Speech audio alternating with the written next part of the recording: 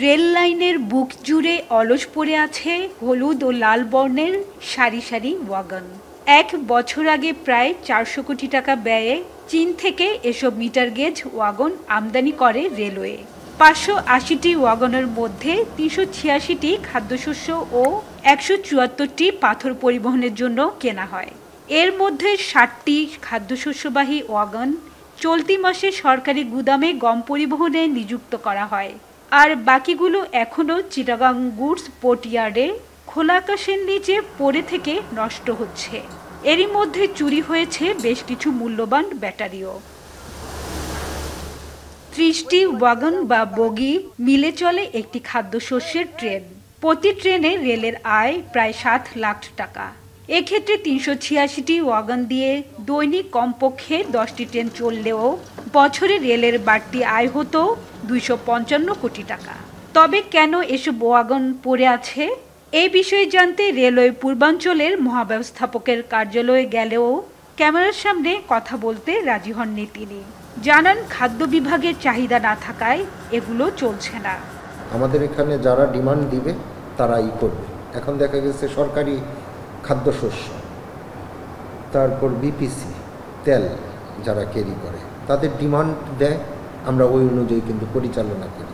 কারণ সরকারি খাদ্যশস্যের ক্ষেত্রে যদি ডিমান্ড না প্লেস করে তাহলে তো বসে থাকবে, আর যখন ডিমান্ড দিবে আমরা কিন্তু তাদের গন্তব্যে পৌঁছে দেব। জানা গেছে, বর্তমানে সরকারি পর্যায়ে খাদ্যশস্য আমদানি কমে যাওয়ায় মাসে 2-3টির বেশি খাদ্যশস্যের ট্রেন চলে না।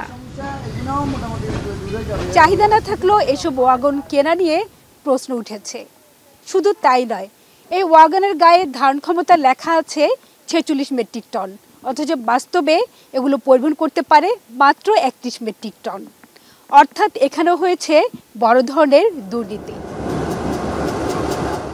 একইভাবে রেলপথে পাথর পরিবহন দীর্ঘদিন বন্ধ থাকলেও কেনা হয়েছে 174টি খোলা ওয়াগন।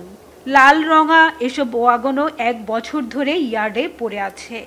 এসব ওয়াগন থেকে কোনো আয় না হলেও চিটাগাং গুডস পোর্ট ইয়ার্ডের সচল লাইন দখল করে আছে। ফলে ট্রেন অপারেশন, বগি সংযোজন ও বিয়োজনে সমস্যা হচ্ছে। সেই সঙ্গে ঢাকা, ময়মনসিংহ, দিনাজপুর ও সিলেট সহ বিভিন্ন গন্তব্য থেকে আসা ট্রেন রিসিভ করতেও সমস্যায় পড়তে হচ্ছে কর্তৃপক্ষকে। এই ওয়াগনগুলো আমার এখানে ছাড়া আর কোথাও রাখা যাবে না। এটা হলো বড় ডিপু, ফসল লাইনগুলো ব্লক হয়ে গেছে, আমার শার্নিং করতে সমস্যা হয়, আমার ডাউন ট্রেন রিসিভ করতে সময় লাইন থাকে না, এই জন্য এটা আমরা বেকায়দায় পড়ে যাই। তারপরেও তো কাজ চালাইতে হবে, আমরা চালাইনি। বিশিষ্ট জনরা বলছেন, রেল সম্ভাবনার একটি বড় খাত হলেও কেনাকাটা ও প্রকল্প গ্রহণে অনিয়ম, দুর্নীতির কারণে লাভের মুখ দেখছে না রেলওয়ে। এটা সম্ভাবনার একটা বিশাল খাত। সেখানে শুধু সমস্যা যেটা, নিয়ন্ত্রণকারী সংস্থা, তাদের যে মনিটরিং অথরিটি, তাদের দুর্নীতিপরায়ণতা, দুর্বলতা এবং অদক্ষতা, তার কারণে পিছিয়ে আছে। 2022-23 অর্থ বছরে পণ্য পরিবহন করে রেলওয়ের আয় হয়েছে 153 কোটি টাকা। যদিও সদ্য শেষ হওয়া 23-24 অর্থ বছরে রেলওয়ে পণ্য পরিবহন করে আয় করেছে 150 কোটি 48 লাখ টাকা। এ খাতে গেল বছরের চেয়ে আয় কমেছে প্রায় 2.5 কোটি টাকা।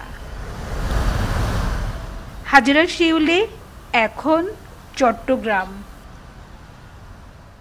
শিয়া বাটার ও ভিটামিন ই সমৃদ্ধ lily glam beauty soap. Lily, always beautiful.